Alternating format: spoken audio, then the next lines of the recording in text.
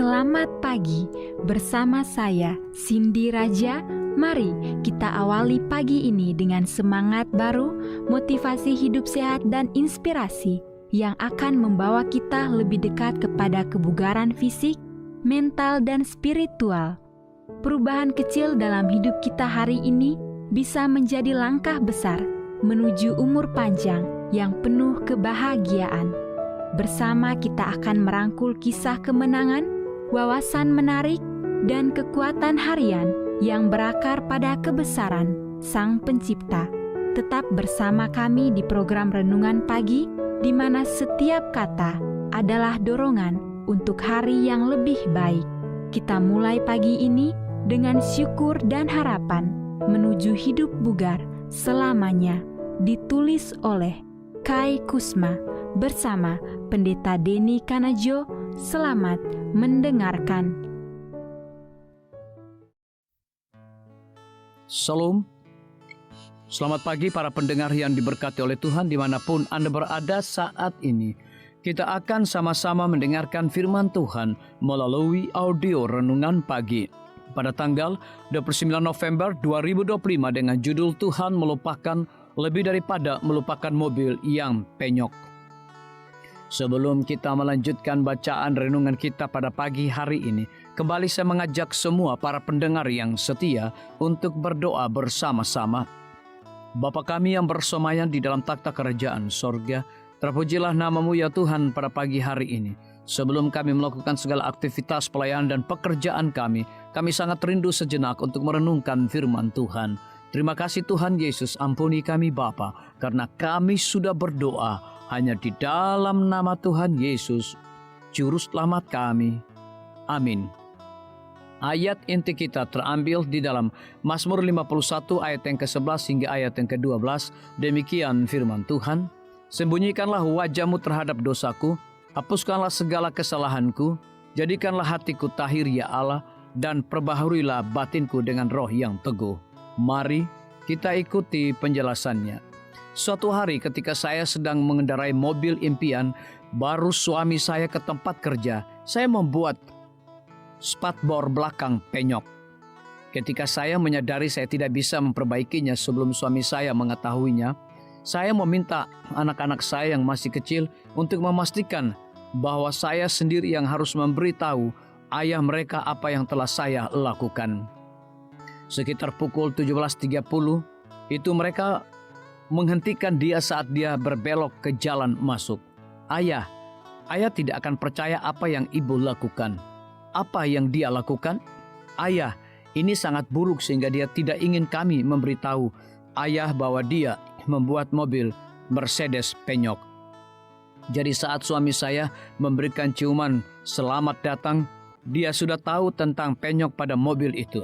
Saya merasa tidak enak dan ingin segera memperbaikinya. Tetapi dia sangat pengertian. Sayang, saya tidak melihat alasan kenapa kita harus segera memperbaikinya. Mungkin kamu akan merusaknya lagi. Dan kemudian kita akan memperbaiki penyoknya sekaligus. Kami tertawa. Dia mencium saya lagi. Dan sejauh yang saya tahu, dia tidak hanya memaafkan saya, tetapi dia juga melupakan. Dia memilih untuk tidak mengungkitnya kembali. Dia tidak pernah lagi menyebut tentang penyok itu. Tahukah Anda, kalau Tuhan juga melupakan, ingat semua hal buruk yang dilakukan Raja Daud. Dia melakukan persinahan kemudian pembunuhan untuk mencoba menutupi perselingkuhannya. Dan baiklah jika kita benar-benar mengetahuinya, dia mungkin melanggar semua perintah Tuhan. Namun dalam 1 Raja-Raja 14 ayat yang ke-8 ada referensi yang menarik mengenai Raja Daud. Berikut latar belakangnya. Setelah Daud, Salomo putranya memerintah dan kemudian kerajaan itu terpecah dan Yerobeam yang bukan berasal dari keluarga Daud menjadi raja atas 10 suku Israel. Ketika Abia anak Yerobeam jatuh sakit, Yerobeam menyuruh istrinya menanyakan kepada Nabi Ahia apa yang akan terjadi. Inilah pesan yang Tuhan sampaikan kepada Ahia untuk diberitahukan kepadanya.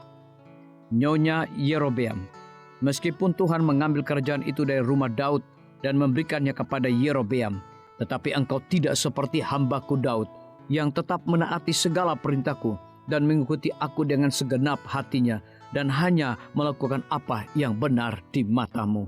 Tunggu sebentar, Tuhan, apa maksud-Mu? Daud menaati semua perintah-Mu dan tidak pernah melakukan kesalahan. Dia melakukan persinahan dan pembunuhan. Dan saat Tuhan mengampuni, tampaknya dia juga melupakan. Sesungguhnya itu adalah kabar baik. Jika Allah mengampuni dan melupakan, bukankah kita juga harus mengampuni dan melupakan orang yang melakukan kesalahan kepada kita? Biarlah bacaan renungan kita saat ini akan menjadi berkat bagi kita semua. Kembali saya mengajak semua para pendengar yang setia untuk berdoa bersama-sama. Bapa kami yang bersemayam di dalam takhta kerajaan sorga, terima kasih Tuhan Yesus, oleh karena firman-Mu pada pagi hari ini memberikan berkat dan kekuatan rohani bagi masing-masing kami. Pada saat ini hamba berdoa untuk pemerintah kami.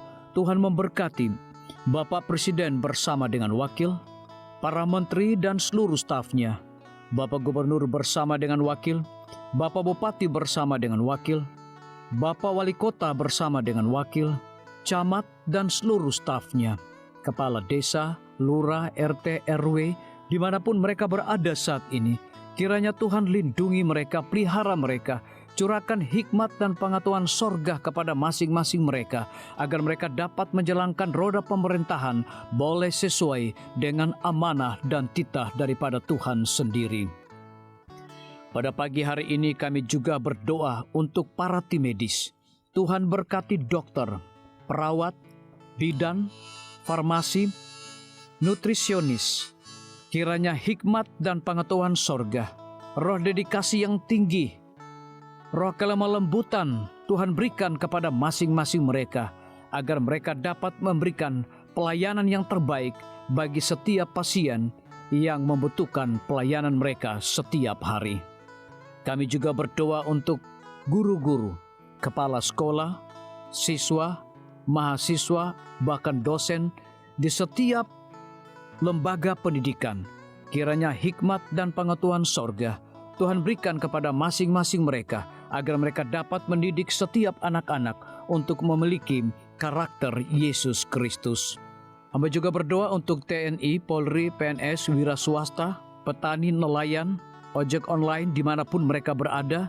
Kiranya berkat dan sukacita sorga Tuhan juga berikan kepada masing-masing mereka, agar mereka juga menjadi saluran berkat bagi sesama manusia. Para pendengar yang setia yang berulang tahun saat ini dimanapun mereka berada, biarlah dengan bertambahnya usia, mereka semakin hidup bersyukur dan berterima kasih kepada Tuhan setiap saat. Yang berada di dalam kebimbangan, ketidakpastian hidup, Tuhan berikan iman yang teguh dan pengharapan, agar mereka tetap percaya akan janji Tuhan setiap hari. Terima kasih Tuhan Yesus, dengarlah segala doa dan permohonan kami Bapa, dan mau mengampuni segala dosa kami, karena kami sudah berdoa hanya di dalam nama Tuhan Yesus, Juru Selamat kami. Amin. Demikian firman Tuhan yang telah kita dengarkan. Semoga hari ini menjadi berkat bagi kita semua. Sampai jumpa, Tuhan memberkati.